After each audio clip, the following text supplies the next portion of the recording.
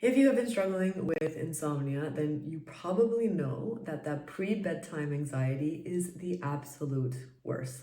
We most likely go about our day, we feel completely fine in the morning and afternoon, and then progressively as the day goes on and the closer we actually get to bedtime, the more fearful we become of bedtime. And that's probably because we start to fear whether or not we will or will not sleep. And then what's actually worse and also contributes to our anxiety is actually knowing that worrying in the first place is probably also contributing to the problem. If you are new here, my name is Fiona. I used to be a chronic insomniac, and it is by far the worst experience that I have ever had to go through. I am now a certified sleep coach, and I help other people overcome insomnia holistically. And in today's video, I'm going to be covering 3 different things that as a sleep coach and also for my own journey, I would recommend that you pay attention to in order to calm this pre-bedtime anxiety and what to actually do when it shows up. Before we go into what we can do when the anxiety shows up, let's talk about why it happens. And I'm a huge believer that the more we actually understand the cycle of insomnia and what is actually happening in our central nervous system and in our brain, the easier it's going to be to also tackle it so that we can understand what exactly is happening and try our best not to actually feed in to the thoughts and emotions that come up, which more often than not are completely inevitable. So the reason you're probably experiencing anxiety in the first place, which can be classified as like racing thoughts or ruminating thoughts around sleep or constant worry about whether or not you will or will not sleep, are all related to the fact that your brain has identified wakefulness as a potential threat. Because the potential threat of wakefulness is not a real threat, it's simply a perceived threat, our brain is going to send out alarm bells as often as possible in order for us to avoid that potential situation or unwanted emotion. The unwanted emotion associated with us not sleeping, since we already have so much experience of how much that is just not a very comfortable situation to be in. So our thoughts are going to be automatic and they're going to try and warn us from this potential situation happening, right? So this constant rumination on sleep is actually completely normal and a very normal aspect of insomnia. And in a way, it is actually our body and our mind working for us and not against us. I know it feels like it's working against us because it is only a perceived threat and not a real one. But the most important thing here is actually to realize that our brains are anxious and they're worrying for us for a reason. And that's because our primary focus in life, or our survival focus, is always going to be for us to be kept safe, right? We're always trying our best to do everything that we do in the effort of avoiding any future unwanted situation, emotion, or also danger. So now that you know why we feel anxious around bedtime and the proximity to bedtime, let's talk about what you should do. So number 1, knowing that anxiety is there for us and not against us is actually part of what we need to do for this first step, which is actually experience the anxiety in itself.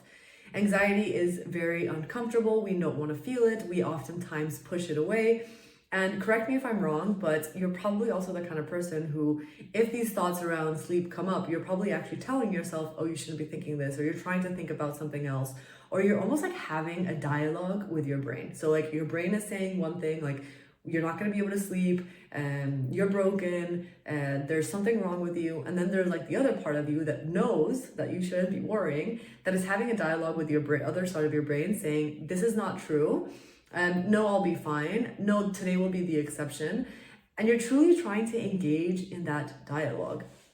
The problem here is that anxiety and your survival instinct of your brain actually wants you to listen to the warning signals that it is giving you. For example, let's kind of completely change the scenario here and so how we can understand this a little bit better. If you were on an African safari, for example, and you had gone for a little walk in the bush by yourself, and out of nowhere you come across a lion. The feelings of anxiety and worry are going to be very similar to the same sensations that you are feeling around sleep. Imagine if you were to ignore or reason with your brain in that kind of situation. How do you think your brain will actually react? Your brain's going to try and get louder. Your brain is going to tell you, no, there is definitely a threat here. There's a effing lion in front of you. You need to get away. And this is where we need to remember that our brain doesn't know the difference between a lion and wakefulness. The reaction and the experience of that threat is going to be the same, which basically means that the number one step when dealing with pre-bedtime anxiety is that I want to encourage you not to run away from the anxiety in itself. I want to encourage you to learn to sit with that anxiety. You don't need to do anything or change the situation. In fact, when I was personally struggling with insomnia, my default was also, and it still is, to always push away uncomfortable emotions. However, the quicker you actually deal with the emotion that is passing through your body, the faster you also feel okay. And that's because you are acknowledging the signals that your body is giving you. And then from there, you can make the decision as to whether or not you need to engage with that emotion. ACT, or acceptance and commitment therapy, tells us that we are either at the mercy of our thoughts or we simply kind of like live with our thoughts, right? There's two different ways that you can like deal with thoughts. Knowing that thoughts are these automatic things that we cannot control, we have two different options. One option is basically means that we obey, or we're like at the mercy of our thoughts, meaning that we're like submissive to whatever it is telling us. And then option two is actually having the decision and the choice to decide as to whether or not that thought is actually contributing to where we want to be as humans or in that present moment. So in the situation with anxiety, what your brain's actually asking you to do is simply to listen to it, not to obey it, and not to actually enter in dialogue, but instead to just listen to it and ignore it. How can you, with the thoughts that are coming up, simply allow yourself for the thoughts to be there, tell your brain, thank you so much for warning me, but I do not need to worry about this threat. There's nothing I need to fix here. There's nothing I need to go in and change. I can actually live with the anxiety. I can live with the fear that is inside me and still know that in the end, I'm going to be okay. Now, I know that simply sitting with your emotions sometimes is not enough, which is where I want to come into option number 2 of how to deal with pre-bedtime anxiety. This is also a personal favorite of mine. Like, I'm always going to sleep with like a journal nearby. I always have a pen on my bedside table. And that is because at times the thoughts, they get the better of me. I am still human. I do not pretend to be perfect, even though sometimes the pressure that I put on myself to be perfect is quite present.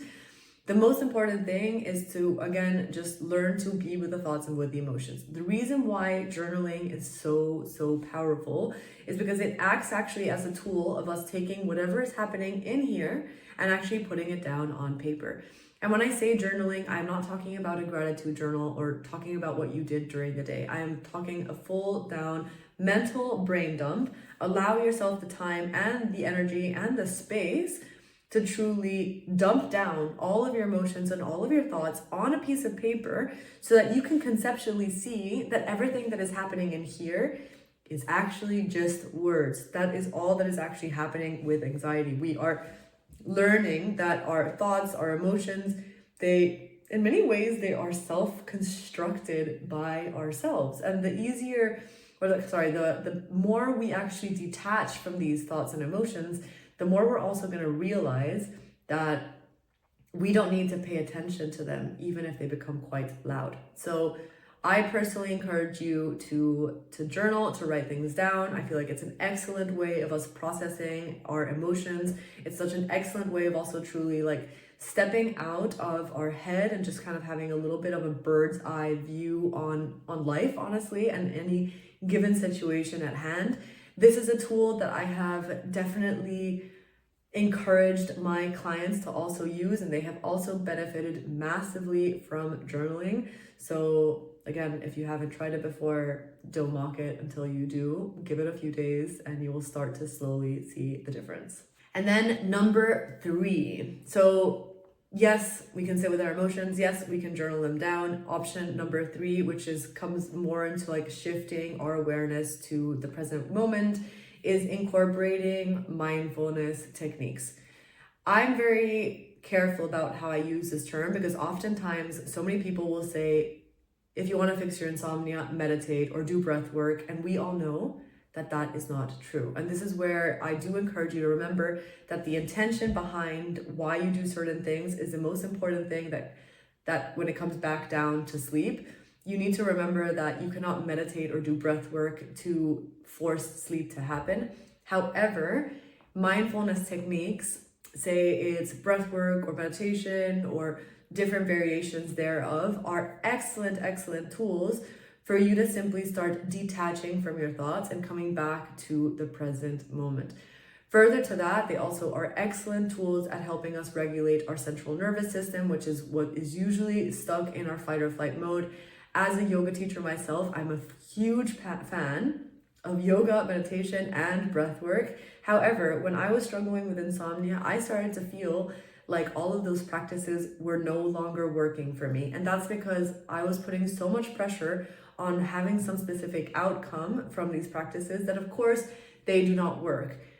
I would encourage you to just explore these practices as a means of curiosity. Don't have any expectations as to what you need to feel after them. Just welcome them with open arms. Again, curiosity, allow them to simply live through you, and maybe you'll be surprised. Maybe you'll find small little hints of calm, and you'll also slowly start to detach from whatever is mentally going on in your mind and start realizing that there isn't anything to really fear in the present moment. Anyway, I hope that you found this video helpful. If you have further follow-up questions, I would love to hear from you.